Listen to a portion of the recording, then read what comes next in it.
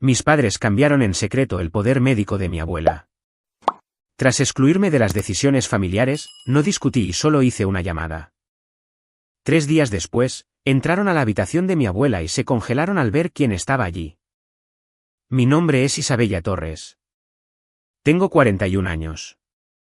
Mientras mi abuela, Elena, yacía sedada en una cama de hospital, mis padres cambiaron silenciosamente su poder notarial médico y lo fecharon para que pareciera que ella lo había firmado. Cuando encontré los papeles, mi madre, Carmen, dijo: «Tú no eres parte de las decisiones de esta familia». Como si nunca hubiera sido parte de esta familia. No discutí. Fui a casa y abrí el forro del abrigo de mi abuela. El que ella había cosido hace años, el que me dijo que abriera solo si sus propios hijos se volvían contra ella. Lo que encontré dentro significó que solo necesitaba hacer una llamada telefónica. 3 días después, mis padres entraron en su habitación del hospital para terminar su plan. Se quedaron helados al ver quién ya estaba allí. Soy Isabella. Esta es la historia del abrigo que mi abuela me confió. Volvamos. La campana sobre la puerta de mi tienda tiene una nota apagada como si hubiera renunciado a ser alegre hace años. Nunca la he reemplazado. Esa mañana sonó a las 7:40 y entró una mujer sosteniendo un vestido de novia doblado sobre ambos brazos como algo dormido. El dobladillo se rasgó. Dijo que era para esta noche. Tomé el vestido. El satén estaba cálido de su coche. Encuentro que la gente me trae cosas en el peor momento de su día. Una costura abierta 1 hora antes de un funeral, un botón descosido antes de una entrevista, un forro descosiéndose por la mañana. Todo depende de ello. Arreglo lo que otras personas rompen. Ese es el trabajo. No notas una costura hasta que falla. Y entonces es todo lo que puedes ver. Dirijo una pequeña tienda de arreglos en Providence. Mi nombre está en el escaparate en letras doradas que mi abuela me ayudó a elegir. Dentro, en un gancho detrás del mostrador, cuelga un abrigo de lana gris que no pertenece a ningún cliente. Es de mi abuela. Ha estado esperando reparaciones durante mucho tiempo, y he estado encontrando razones para no terminarlo. Le dije a la mujer que su vestido estaría listo para las 4. Me creyó porque la gente cree en las costureras. Somos silenciosas, y lo silencioso se interpreta como seguro. Algunas costuras me dijeron que nunca abriera. Aprendí a coser en la mesa de la cocina de mi abuela cuando tenía 7 años.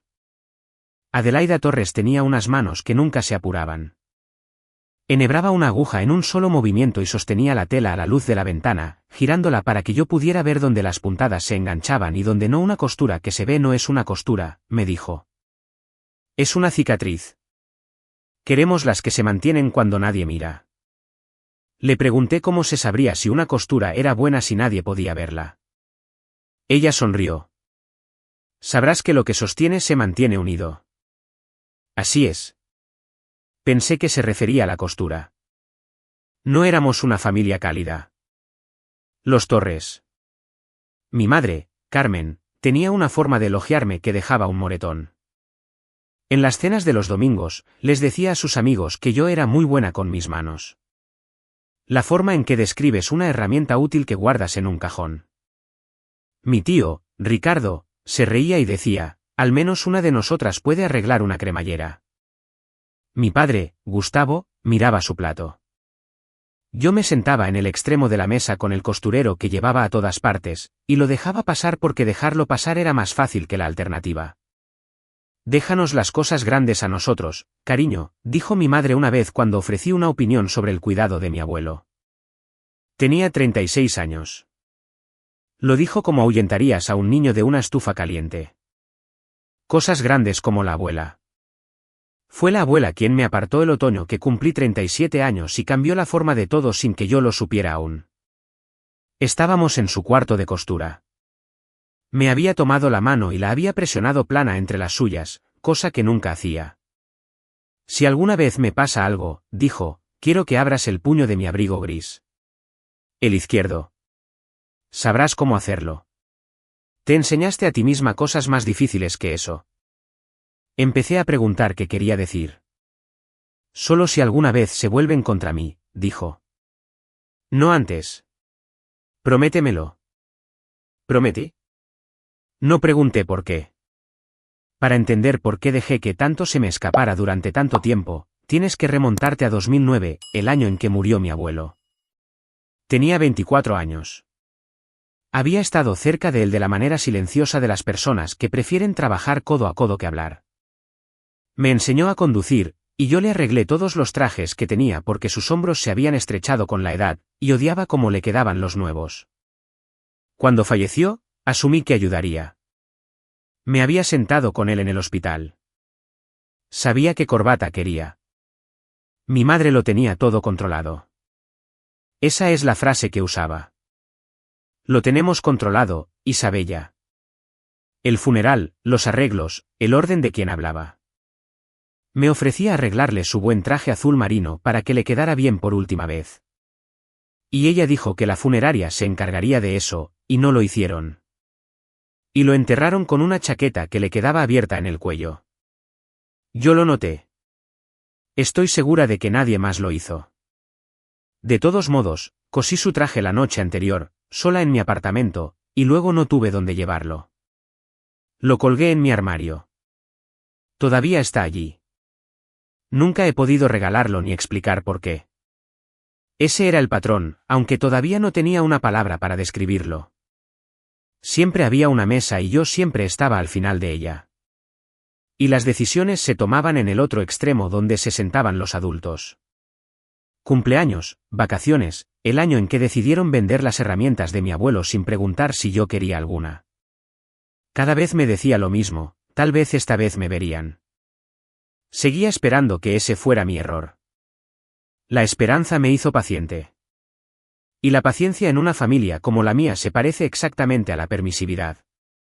Pero había una persona que nunca me sentaba al final de la mesa. Mi abuela me guardaba la silla a su lado. Me dejaba ayudar con cosas que a nadie más se le permitía tocar. Su caja de botones, sus buenas tijeras, el abrigo. Especialmente el abrigo. El abrigo de lana gris era más viejo que yo. Lo usaba todos los inviernos y la mitad de los otoños. Y 2 veces al año me lo traía para lo que ella llamaba mantenimiento. Un botón suelto, un puño deshilachado, el forro despegándose del hombro.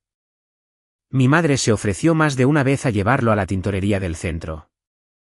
Isabella se encarga de mi abrigo, decía la abuela. Plana, definitiva, sin lugar a dudas. A mi madre no le gustaba eso. Lo veía en la forma en que su boca se adelgazaba, pero lo dejaba pasar porque era solo un abrigo y había cosas más grandes que manejar. Solo Isabella toca el abrigo. Había una mujer en el 80 cumpleaños de mi abuela que yo no conocía. Mayor, con el pelo plateado recogido, ojos penetrantes.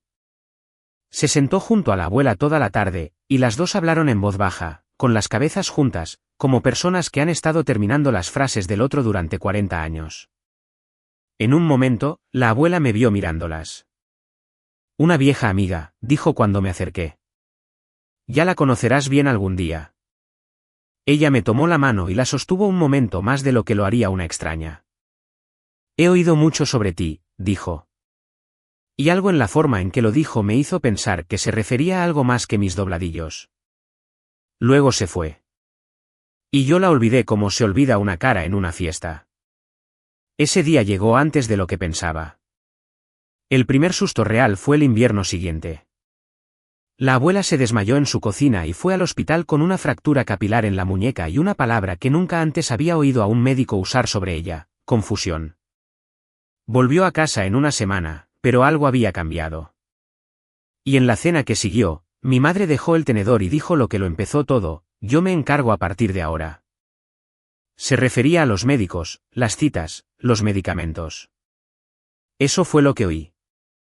Eso fue lo que quiso que oyera. Se refería a todo. Durante los años siguientes, mi abuela ingresó en el hospital 3 veces. Quiero ser cuidadosa aquí porque la verdad de lo que le estaba pasando a su mente no es clara. Y las personas que la lastimaron usarían más tarde esa falta de claridad como coartada. Algunas mañanas ella era completamente ella misma, astuta, divertida, corrigiendo mis costuras francesas desde el otro lado de la habitación. Por la tarde, podría no saber en qué año estábamos. Los médicos tenían una frase para ello: días buenos y días malos. Intervalos lúcidos, lo llamó uno de ellos. Y yo me aferré a esa palabra como si significara que todavía estaba allí. Lo estaba. Simplemente no podía ser invocada a voluntad. Lo aprendí de primera mano porque comencé a visitarla a horas inusuales cuando nadie estaba programado. Mi madre se había apoderado del calendario de visitas, una cuadrícula impresa pegada en la puerta de la habitación de la abuela en el hospital, con la letra de mi madre en cada casilla. Necesita descansar, Isabella. No la agobies. Así que yo iba en los extremos, temprano por la mañana antes de la tienda, tarde después del cierre. A veces encontraba a la abuela despierta, mirando la puerta como si estuviera esperando. Lúcida algunas mañanas, nunca a voluntad. Una tarde, a principios de primavera, me miró directamente y me llamó Carmen. Me quedé quieta. He aprendido que no se les corrige en ese momento. Se deja pasar. Te quedas en la habitación. Mantienes la voz tranquila. Así que dije: estoy aquí, abuela. Y le tomé la mano, sus ojos se aclararon. Algo detrás de ellos volvió a enfocarse y me apretó los dedos con la fuerza suficiente para hacerme daño. Isabella, dijo, sé quién eres. Siempre lo sabré. Ella siempre lo supo. Contaban con los días en que ella no lo sabía. Fue entonces cuando mi tío, Ricardo, comenzó a aparecer más.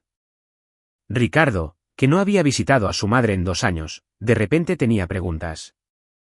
Me encontró en el pasillo del hospital con 2 cafés que no se había ofrecido a compartir. Oye, dijo, ¿alguna vez has mirado las cuentas de mamá?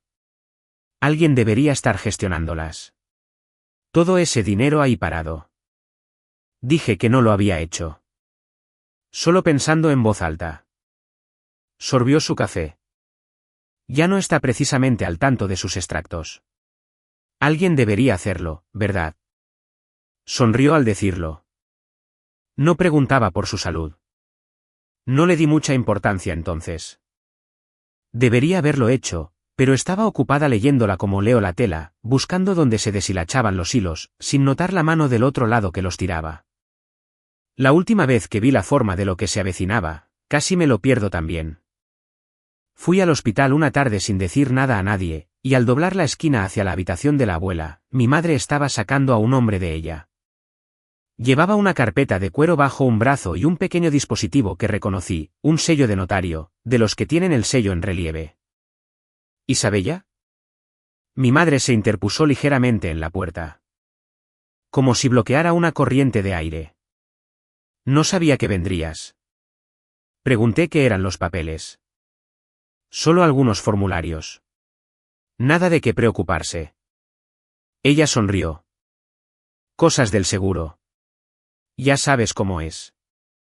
Detrás de ella, por la rendija, pude ver a la abuela en la cama, con los ojos entrecerrados, la boca flácida de esa manera particular que se ponía cuando la medicación era fuerte. Apenas podía mantener la cabeza erguida. Papeles mientras apenas podía hablar. Antes de seguir adelante, quiero preguntarte algo. Esa carpeta que el notario sacó de la habitación, ¿qué crees que había dentro? Tómate un segundo y dime en los comentarios qué habrías hecho si hubieras visto a tu madre sacar a un desconocido de la habitación de hospital de una mujer sedada. Te diré lo que hice, pero primero necesitas ver lo que encontré 3 días después porque es peor de lo que me atreví a creer. Estaban construyendo algo mientras ella dormía.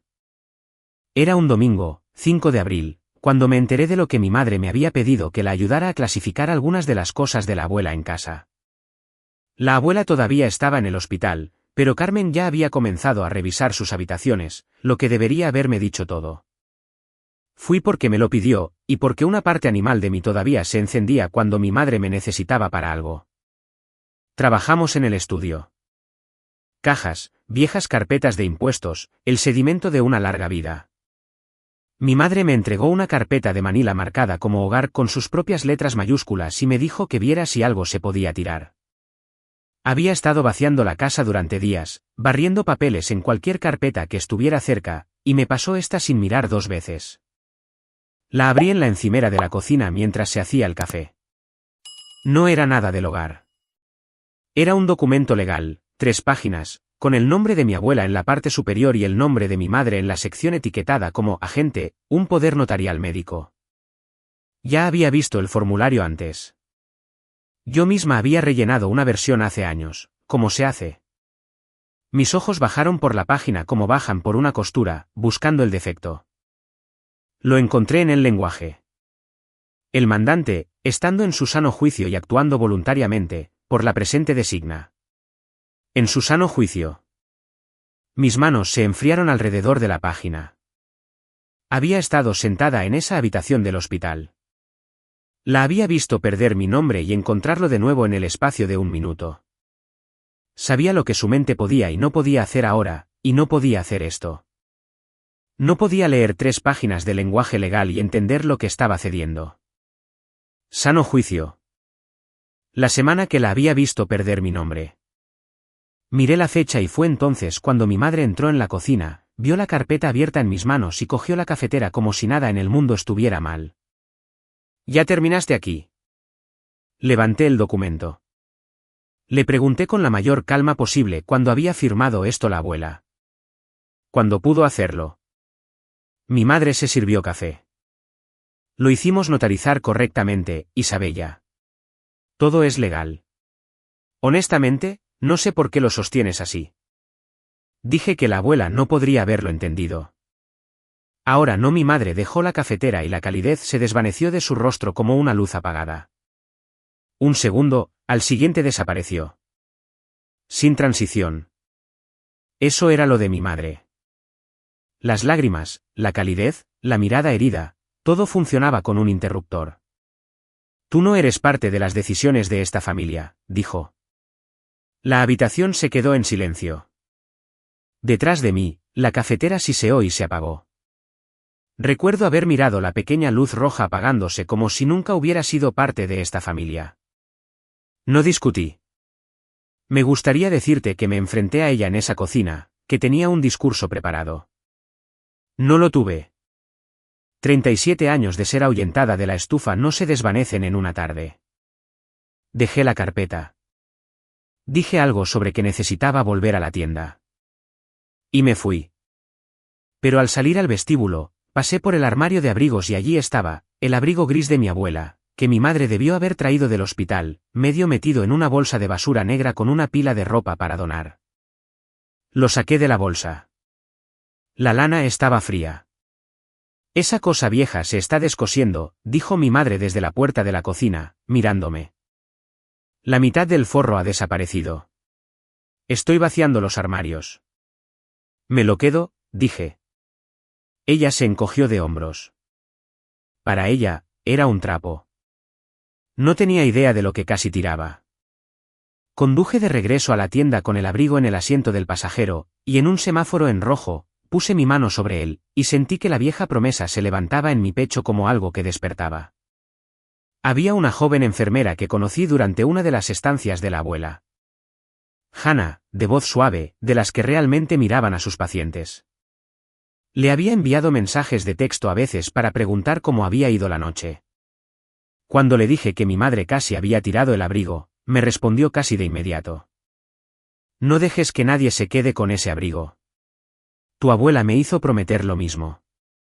Dijo que si alguna vez salía de la habitación, debería llamarte. Lo leí 2 veces en otro semáforo en rojo.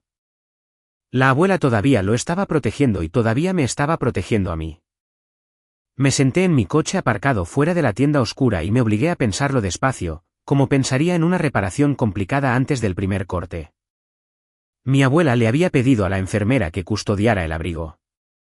Mi abuela, hacía años, me había hecho jurar que abriera el puño si sus hijos alguna vez se volvían contra ella. Mi abuela nunca había dejado que mi madre lo tocara. Ni para la tintorería. Ni para nada. No eligió a su hija. Me eligió a mí. Simplemente aún no sabía por qué, y tendría que averiguarlo. El abrigo no era viejo.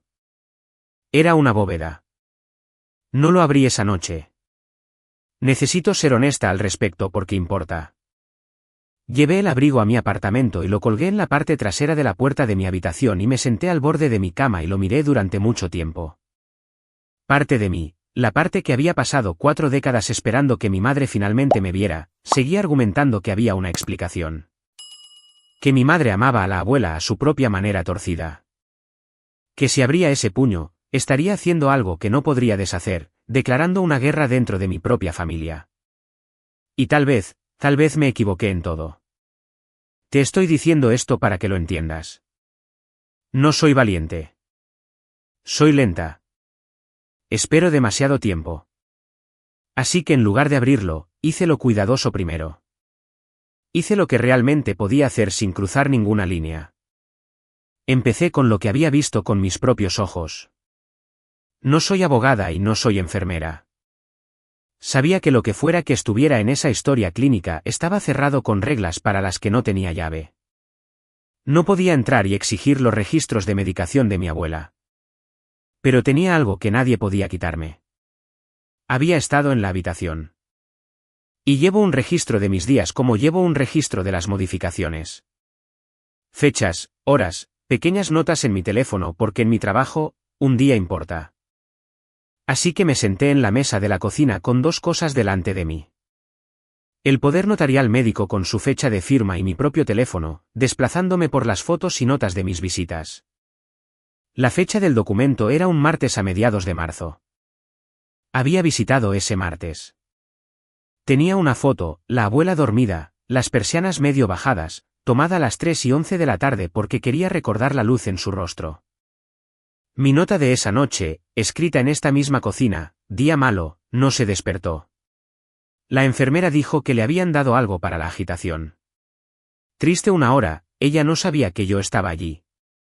La había visto dormir durante toda la tarde del día. Supuestamente leyó y firmó 3 páginas de lenguaje legal. La vi ese día. No estaba firmando nada. Puse las 2 fechas una al lado de la otra en la mesa, el documento y mi propia fotografía, y el frío volvió a mis manos. Supe en ese momento, supe de la misma manera que sabes que una costura se va a romper antes de que se rompa. Pero también supe que lo que tenía no era suficiente. Una foto de teléfono de una hija, una nota que yo misma había escrito. ¿Quién le creería a la costurera antes que a la hija que lo había tenido manejado durante 30 años? Pude oír exactamente como lo diría mi madre, está confundida. Está amargada. Apenas estaba involucrada. Lo sabía. Simplemente no podía probarlo sola. Entonces miré el sello del notario al pie de la página y reconocí el nombre. Era el mismo hombre que había visto a mi madre salir de la habitación del hospital. Y algo se revolvió dentro de mí porque me di cuenta de que había estado pensando mal en esto. El notario no le había hecho nada a mi abuela. El notario solo había sellado lo que le dijeron. En algún lugar de ese hospital, mi madre había presentado esto, había dicho, estoy segura, que su madre lo había firmado voluntariamente en un momento lúcido. ¿Y podría el notario verificarlo? El notario le creyó. ¿Por qué no lo haría? Es una mujer respetable. Llora a la carta. El notario no estaba mintiendo. Mi madre sí. Mi madre construyó la mentira. El sello simplemente la llevó. Eso cambió lo que necesitaba. No necesitaba atrapar a un criminal. Necesitaba a alguien con la autoridad para sacar la verdad de un sistema que no se abriría para mí. Y necesitaba saber si mi abuela, cuando su mente estaba intacta, había dejado una puerta por la que yo pudiera pasar. Encontré el resto de la respuesta mientras buscaba a Ricardo. Una prima mía, Sofía, llamó esa semana para preguntar cómo estaba, lo que en mi familia significa para recolectar noticias. Se le escapó algo como lo hace la gente cuando cree que está siendo amable. Es bueno que Ricardo finalmente esté ayudando a tu abuela, dijo. Dios sabe que necesita la distracción con el negocio yéndose a pique. ¿Oíste? Está en verdaderos problemas. Le debe a todo el mundo. Dije que no había oído. No digas que te lo dije. Una pausa. Necesitaba dinero ayer. ¿Eso? Colgué y me quedé muy quieta. Ahora la prisa tenía sentido porque había habido una prisa. Podía sentirlo en el documento fechado con antelación, en el notario convocado a la cabecera de la cama, en la forma en que mi madre había comenzado a vaciar los armarios antes de que su propia madre estuviera fría. Alguien necesitaba esto terminado rápido, y Ricardo necesitaba dinero ayer. Y entonces recordé el resto de ese domingo. Antes de salir de casa, había vuelto al estudio para echar un último vistazo a las cajas, y mi madre había estado hablando por teléfono en la otra habitación. Capté la mitad de su conversación por la puerta. Se liquidará el viernes, Ricardo. El viernes. Te lo dije. Una pausa. Sé que lo necesitas. Terminamos esto el miércoles. La transferencia se realiza el viernes y luego se acabó. No más retrasos. Volví a los documentos que había visto en casa. Los que estaban en la carpeta hogar que había pasado demasiado rápido. Había habido más que el poder notarial. Había habido un formulario para añadir un cotitular a las cuentas de ahorro de mi abuela y una directriz que limitaba la intervención agresiva y una transferencia programada para finalizar un viernes. El viernes era 10 de abril. 5 días después del domingo en que encontré la carpeta. 5 días y las cuentas se moverían y la directriz se mantendría y todo sería permanente, sellado bajo un documento que decía que mi abuela lo había querido en su sano juicio. 5 días para deshacer una vida, y yo todavía no había abierto el abrigo. Fui a casa esa noche y me paré frente a él de nuevo. La promesa había estado esperando años este preciso momento. Solo si alguna vez se vuelven contra mí, y se habían vuelto, y yo seguía allí con la mano en el puño, temiendo lo que decir si a mi abuela me costaría con todos los demás. Entonces pensé en ella durmiendo durante la tarde del día que dijeron que había firmado. Pensé en la bolsa de basura. Había esperado durante años. La esperanza había terminado. Saqué mi descosedor más pequeño de mi kit y me senté con el abrigo sobre las rodillas y encontré el puño de la manga izquierda donde las puntadas eran un poco más nuevas que el resto. Una mano diferente, una mano más vieja, la suya. Todas las fechas apuntaban en una dirección. Ella nunca estuvo de acuerdo. El hilo que había usado era hilo de alfombra, pesado, encerado, del tipo que no cede. Había querido que esto se mantuviera hasta que alguien viniera deliberadamente a buscarlo. Pasé el descosedor por debajo de la primera puntada. Fue lento. Mis manos, que no tiemblan cuando coloco una manga en un vestido de novia una hora antes de la ceremonia, no se quedaban quietas. Tuve que parar 2 veces y aplanarlas sobre mis rodillas. El puño se abrió a lo largo de una costura de 4 pulgadas de largo. Dentro, doblado en un paquete plano y envuelto en un trozo de muselina para evitar que la tinta se corriera en la lana, había 2 cosas. La primera era una nota doblada con la letra de mi abuela. No la mano temblorosa de los últimos 2 años, la mano antigua, erguida, segura, la forma en que escribía cuando yo era una niña. La desdoblé bajo la lámpara. Isabella, si estás leyendo esto, entonces lo que temía ha sucedido. Y se han vuelto contra mí como siempre supe que podrían hacerlo. Siento que hayas tenido que usar un descosedor en mi buen abrigo para encontrar esto. Sabía que serías tú. Siempre terminabas lo que empezabas. Llama a Beatriz. Beatriz Calewa. Su número está abajo. Ella tiene el resto y tiene la autoridad para usarlo. No intentes luchar contra ellos sola, hija mía. Nunca estás sola. Me aseguré de ello hace años mientras aún podía. Una buena costura se mantiene cuando nadie mira. Y también lo hacen las personas que te aman en silencio. La leí 3 veces. La lámpara zumbaba. En algún lugar afuera pasó un coche y luego la calle se quedó en silencio y solo éramos yo y su letra y el olor a lana vieja. Su letra firme de antes de que empezara a flaquear. La segunda cosa en el paquete era una fotocopia doblada en 4. La abrí y la alisó sobre la mesa. Era un poder notarial médico. El de mi abuela, fechado más de 4 años antes, el otoño en que cumplí 37 años, el mismo en que me había apretado la mano entre las suyas y me había hecho prometer. Y en la sección marcada como Bagente en letra clara, había un nombre, Beatriz Calewa. Debajo, con la letra antigua y erguida de mi abuela, había añadido una línea que el formulario no pedía. Mi verdadera agente, mis verdaderos deseos. Esto se mantiene a menos que lo revoque por escrito ante testigos y en mi sano juicio. Me recosté. Ella había planeado esto. Hace años, mientras aún era completamente ella misma, mi abuela había mirado a sus propios hijos y había visto en lo que podrían convertirse, y había construido silenciosamente una segunda costura, una que se mantendría cuando la visible fallara. Había nombrado a una persona de la que nunca sospecharían. Había escondido la prueba en un lugar al que solo yo iría, y me había dejado la única instrucción que importaba. Pero incluso mientras el alivio me invadía, la costurera que había en mí se puso a buscar el defecto. Porque siempre hay un defecto, y lo encuentras antes que tu enemigo. A menos que lo revoque por escrito. ¿Y si lo había hecho? ¿Y si mi madre, en todos esos papeles, había conseguido que la abuela firmara una revocación en uno de sus días malos? Un documento más nuevo suele anular a uno más antiguo. No sabía si esta página de 4 años todavía era válida. Solo una persona podía decirme si todavía lo era. Volví a mirar el nombre y entonces recordé. La mujer de pelo plateado en el 80 cumpleaños, la mano que me sostuvo, un latido demasiado largo. Ya la conocerás bien algún día. Beatriz Calegua, la amiga más antigua de mi abuela. Una mujer en quien mi abuela había confiado su vida, literalmente en papel, 4 años antes de que todo esto comenzara. Ese día era ahora. Todavía no llamé. Primero, hice lo último que el trabajo me exigía. Y tal vez lo único valiente que hice en toda esta historia, volví a cerrar el abrigo.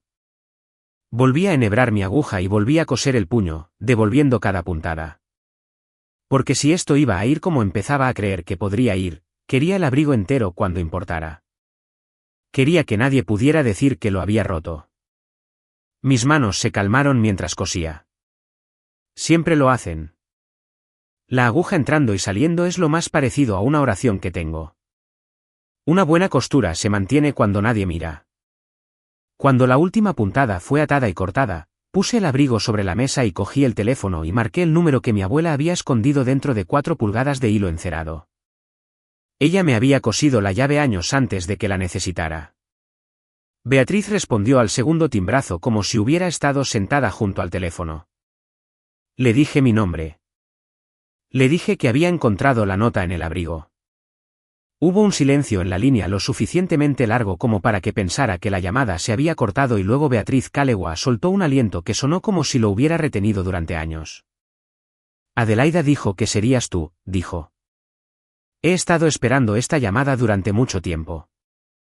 Le hice la pregunta que me había quitado el sueño. ¿Seguía siendo válido el documento antiguo? ¿Podría mi madre haberlo deshecho? Nunca fue revocado, dijo Beatriz. Su voz era tranquila y segura. La voz de una mujer que había pasado una carrera en pasillos de hospital. Yo sabría que una revocación tiene que ser por escrito. Testificada mientras ella es competente. No hay ninguna. Lo compruebo. Lo he comprobado todos los años. Una pausa. Y hay algo que tú no tienes, Isabella, que yo sí tengo. Soy su agente de salud. La verdadera. Eso significa que puedo solicitar sus registros médicos. Tienen que abrirse para mí. No se abrirán para tu madre y no se abrirán para ti, pero se abren para mí. No dije nada por un momento. El frío que había estado en mis manos subió a mi pecho y se convirtió en otra cosa. Algo con una columna vertebral. Una llamada abrió la puerta. Yo no podía. ¿Qué hacemos? Pregunté. Primero, dijo Beatriz, averiguo exactamente qué le hicieron y cuándo. Luego no hacemos nada dramático. Dejamos que el papel hable. Puedes verme en el hospital mañana por la mañana temprano, antes del horario de visitas de tu madre. Dije que estaría allí a las 6. Quiero contarte los 2 días siguientes de forma sencilla porque no fueron ruidosos. No hubo discusiones a gritos, ni enfrentamientos en los aparcamientos. Había una enfermera jubilada de 70 años con gafas de lectura colgadas de una cadena sentada en una pequeña mesa en la oficina de registros del hospital revisando páginas con una constancia que nunca olvidaré. Beatriz solicitó el historial como agente legal de mi abuela, y se lo dieron porque la ley bajo la que había sido nombrada es más antigua y más fuerte que cualquier cosa que mi madre hubiera tramado en pánico. Pasó las páginas lentamente, y unos 20 minutos después, se detuvo y giró el historial para que yo pudiera verlo y puso un dedo en una línea. Era el registro de administración de medicamentos. El martes de marzo, el mismo martes del documento. Y allí, en el propio registro del hospital, horas, dosis, las iniciales de la enfermera que lo había administrado, estaba el registro de mi abuela siendo sedada por agitación a las 11 de la mañana y de nuevo a primera hora de la tarde. La misma tarde, la había fotografiado durmiendo a las 3:11. Estaba bajo sedación el día que firmó, dijo Beatriz en voz baja. Está aquí mismo, en la propia letra del hospital. Nadie puede discutir con el historial. El historial no mentía. La gente sí. Ya lo teníamos. Teníamos el antiguo poder notarial, nunca revocado, nombrando a Beatriz. Teníamos el propio registro del hospital que probaba que mi abuela estaba sedada el día que mi madre afirmó que había firmado voluntariamente en su sano juicio. El papel más nuevo, el que mi madre había construido todo su plan, era el más débil. Lo había sido desde el principio. Solo se necesitaba a alguien con el derecho de levantar el historial para probarlo. Esa noche, Beatriz hizo algo que no esperaba. Subió a la habitación de mi abuela conmigo y se quedó. Era tarde. El calendario de visitas en la puerta tenía la letra de mi madre en cada casilla, y ninguna de esas casillas estaba llena esa noche. La habitación estaba vacía, excepto por las máquinas y mi abuela, pequeña bajo la manta. Beatriz acercó una silla a la cabecera de la cama y tomó la mano de la abuela como se toma la mano de alguien a quien se conoce desde hace 40 años. Y no dijo nada teatral. No narró su propia amabilidad. Simplemente alisó la manta y rellenó el vaso de agua y se sentó. Alrededor de las 10, mi abuela volvió a la superficie. Sus ojos se abrieron y encontraron el rostro de Beatriz y algo en ella se relajó. ¿Viniste?, dijo. Claro que vine, dijo Beatriz. ¿Dónde más estaría? La mirada de la abuela se desvió hacia mí y se detuvo y se aclaró. Todavía estoy aquí, susurró. Todavía aquí, todavía es mío decidir. Salí del hospital esa noche, sabiendo lo que iba a pasar y sabiendo que lo dejaría pasar en silencio, como dijo Beatriz, como la abuela hubiera querido. Le envié un mensaje de texto a mi madre con una sola línea porque la reunión para finalizar los papeles ya había sido fijada para el miércoles por la mañana en la habitación de la abuela con el notario regresando para recoger las últimas firmas. Escribí, estaré allí el miércoles. Ella respondió, bien. Ya es hora de que esto se resuelva. Estaremos todos allí. Pensaron que lo estaban cerrando. Una llamada contra 5 días. Y la llamada iba a ganar. En los días siguientes, la familia cerró filas. Corrió la voz. Isabella está causando problemas. Isabella está molesta por los papeles. Sofía volvió a llamar. Menos amable esta vez. Una tía dejó un mensaje de voz sobre lo difícil que era esto para mi madre. Como no debía hacerlo más difícil. ¿Por qué hacerlo difícil, Isabella?, dijo mi madre cuando llamó el martes por la noche, su voz haciéndolo de la herida. Todos estamos tratando de hacer lo mejor para ella. ¿Difícil? Yo era la única en la familia que decía la verdad y yo era la que lo hacía difícil. No le conté lo que había encontrado. No le conté sobre Beatriz, ni el historial, ni el abrigo. Finalmente había aprendido algo de mi abuela después de 37 años. Una buena costura no se anuncia. Simplemente se mantiene. Hubo un momento ese martes que conservo. Mi padre llamó.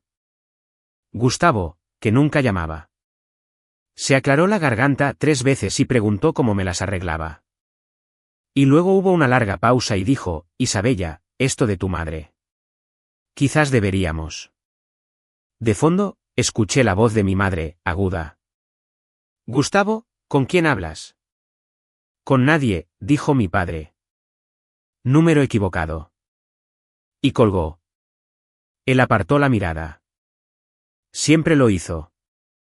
Había estado apartando la mirada al final de esa mesa toda mi vida. No lo odiaba por ello. Simplemente dejé de esperarlo. La fecha límite del viernes se cernía sobre todo como un precipicio.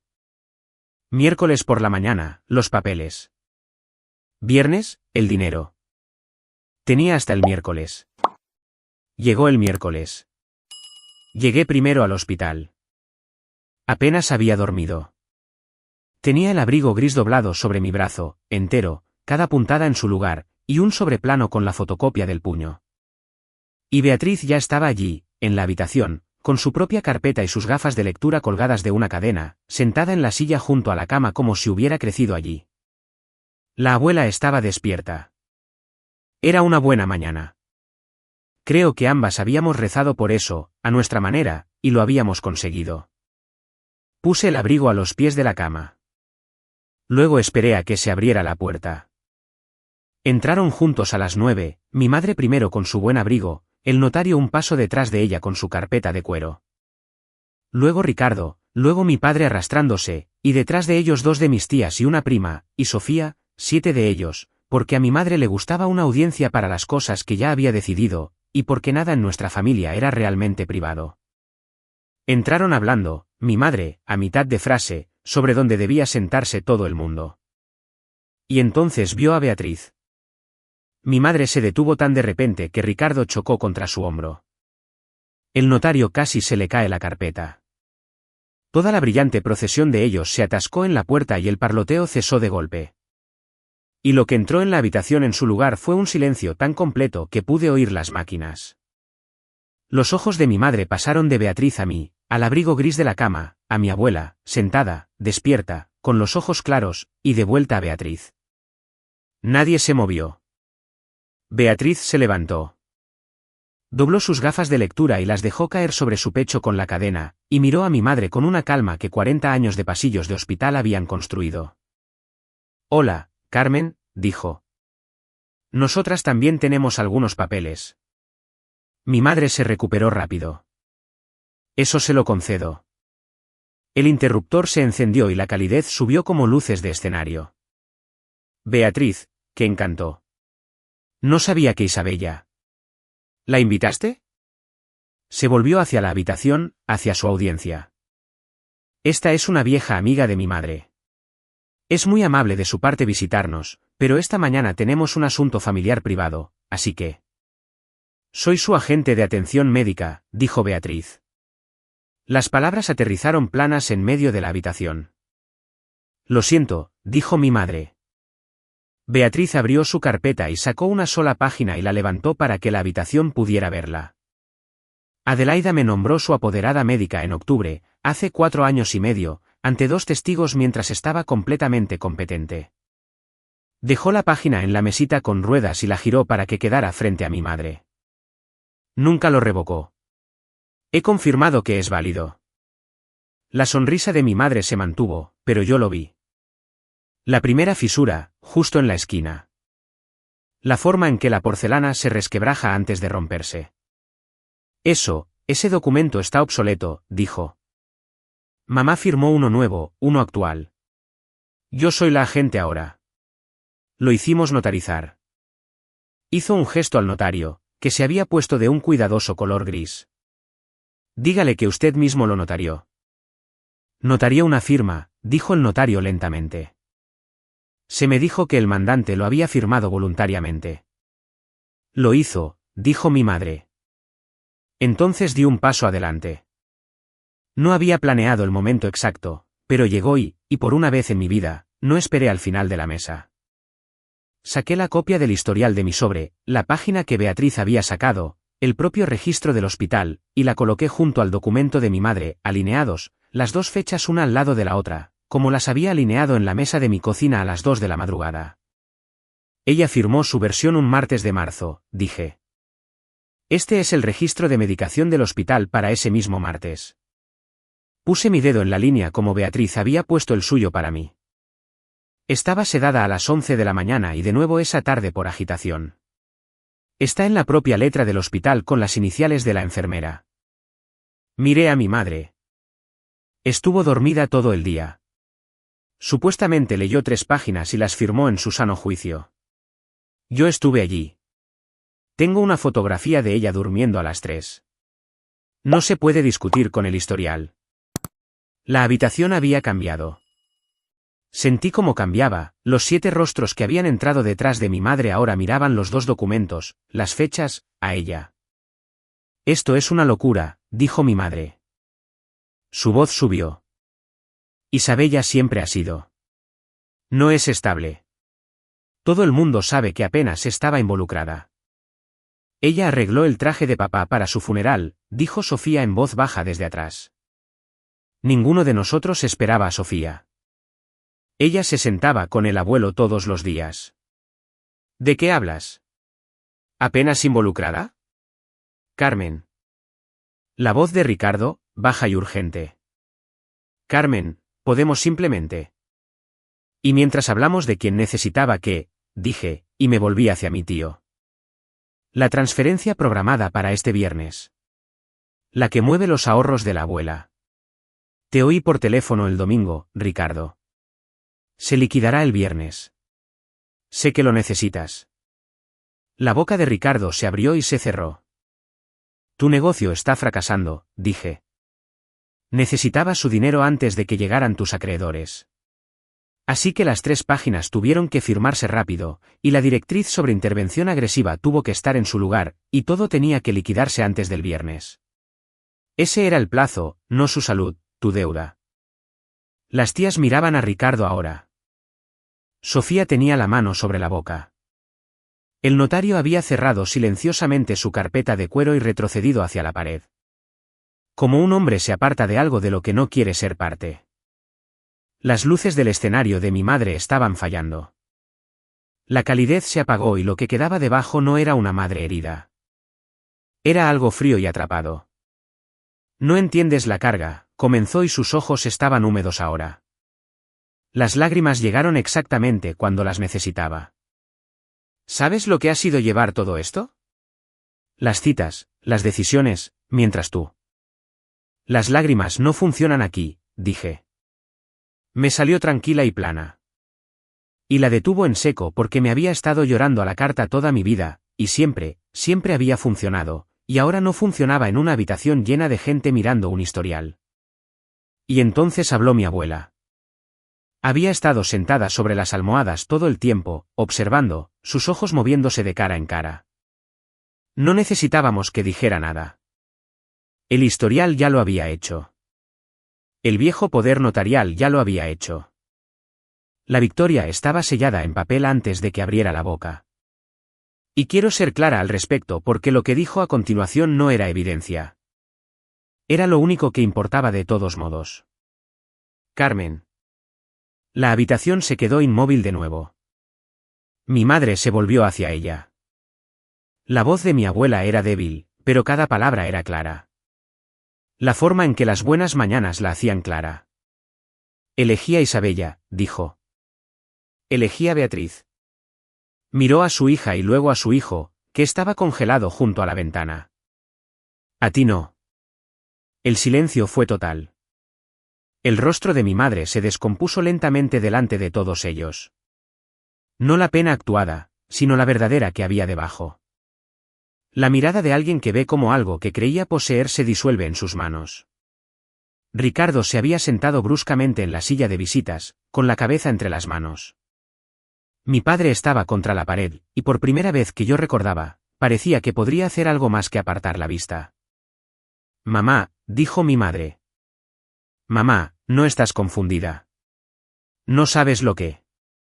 Sé exactamente quién soy, dijo mi abuela. Siempre lo he sabido, incluso los días en que no encuentro la palabra para ello. Nunca me digas que no sé quién soy. Giró la cabeza en la almohada lentamente y sus ojos me encontraron y la comisura de su boca se levantó. Tú abriste el abrigo, dijo. Abrí el abrigo, dije. Tuve que parar ahí. Había mantenido la voz nivelada durante todo el asunto, durante los documentos, durante las lágrimas de mi madre, durante Ricardo, y se mantuvo hasta eso, y luego no. Solo por un segundo, solo por el espacio de esas 4 palabras. Tú abriste el abrigo, y tuve que mirar la lana gris a los pies de su cama hasta que pude respirar de nuevo. Ella lo había sabido. 4 años y medio antes, mientras aún podía enhebrar una aguja en un solo movimiento, había mirado a sus propios hijos y lo había sabido, y me había cosido un camino para salvarla y había esperado y confiado en que yo sería quien vendría. Cogí el abrigo y lo puse sobre su regazo, y ella puso sus delgadas manos sobre él. Y eso fue todo. Esa fue toda la victoria allí mismo. Una anciana con su abrigo de vuelta en una habitación donde todos la habían escuchado finalmente. Mi madre se fue primero. Se recompuso y dijo algo sobre abogados, sobre cómo esto no había terminado, y las palabras ya no tenían peso. Ninguno. E incluso ella pareció oírlo. Ricardo la siguió sin decir una palabra. Las tías fueron después, murmurando, no a mi madre. Mi padre fue el último en irse. Se detuvo en la puerta y miró a mi abuela y luego a mí y su boca se movió. Y lo que finalmente dijo fue, lo siento, Isabella. Era 37 años demasiado tarde y demasiado pequeño, pero lo dijo, lo que era más de lo que nunca había logrado, y luego él también se fue. Beatriz y yo nos quedamos. La habitación estaba muy tranquila, y la luz se había movido por el suelo. Si alguna vez fuiste la persona que tu familia pasó por alto, la que se alegraron de dejar al final de la mesa hasta el día en que necesitaron a alguien a quien culpar, me gustaría saber de ti. Cuéntame en los comentarios el momento en que dejaste de esperar a que te vieran. No tienes que alzar la voz para ser escuchado. A veces la persona más silenciosa de la habitación es la que tiene el único hilo que importa. La persona silenciosa tenía el único hilo que importaba. El nuevo poder notarial era nulo. Había sido nulo desde el momento en que se firmó. Realmente, no puedes dar tu consentimiento a algo mientras estás sedado. Y un documento construido sobre una mentira no se mantiene una vez que la mentira está sobre la mesa junto a los propios registros del hospital. Beatriz, como verdadera agente de mi abuela, se hizo cargo de su cuidado como la abuela había querido 4 años y medio antes. La directriz que limitaba el tratamiento fue retirada. La transferencia de ahorros programada para ese viernes nunca se liquidó. El banco revirtió la solicitud pendiente de cotitular una vez que el poder notarial que la respaldaba se derrumbó. El notario, me enteré más tarde, presentó su propia declaración sobre lo que le habían dicho y quién, porque un hombre que estampa su nombre en las cosas es cuidadoso con su nombre. Nunca tuve que hacer nada con Ricardo. Sus deudas hicieron eso por sí solas. Mi madre habló de abogados durante un tiempo. Ningún abogado lo tomó. No había nada que tomar. No se puede demandar para pasar por encima de un registro de sedación y un documento de 4 años firmado ante testigos. Nadie volvió a decir que mis manos eran pequeñas. Las decisiones volvieron a mi abuela, donde siempre habían pertenecido. Volvió a casa unas semanas después a su propia casa con cuidados organizados como ella había elegido, con Beatriz visitándola y yo allí la mayoría de las tardes. Una vecina suya, una anciana llamada Ruth, que la conocía desde hacía décadas, vino la primera semana con una caja de zapatos bajo el brazo. Dentro había carretes de hilo, docenas de ellos, de todos los colores, bien enrollados. Tu abuela me los prestó a lo largo de los años, dijo Ruth, apretando la caja en mis manos en la puerta. Uno a la vez, cada vez que me quedaba sin. Siempre quise devolvérselos. Querría que los tuvieras ahora. Guardo esa caja en el estante encima de mi máquina de coser junto al traje de funeral de mi abuelo, que finalmente entendí que nunca había regalado porque algunas cosas las guardas hasta que significan lo que se supone que deben significar. En las tardes de esa primavera, cuando estaba en condiciones, mi abuela y yo cosíamos juntas en la mesa de su cocina como lo habíamos hecho cuando yo tenía 7 años. Sus manos ya no estaban firmes. Las mías se habían vuelto lo suficientemente firmes para ambas. Ella señalaba y yo cosía. Y a veces se distraía y me llamaba Carmen y luego volvía y me apretaba la mano. Isabella, lo sé. Siempre lo sabré. Y yo decía que sabía que ella sabía. El abrigo gris cuelga ahora en su vestíbulo delantero, donde pertenece. Entero, cada puntada en su lugar. Nunca se sabría que una de esas costuras se había abierto. Ese es el objetivo de una buena. Mi abuela tenía razón en eso. Como tenía razón en la mayoría de las cosas. Simplemente se refería a algo más que coser. Una buena costura se mantiene cuando nadie mira. Y también lo hacen las personas que te aman en silencio. Ella había cosido la verdad en lo único que ellos pensaban que no tenía valor y se lo había entregado a la única persona que estaban seguros de que no importaba.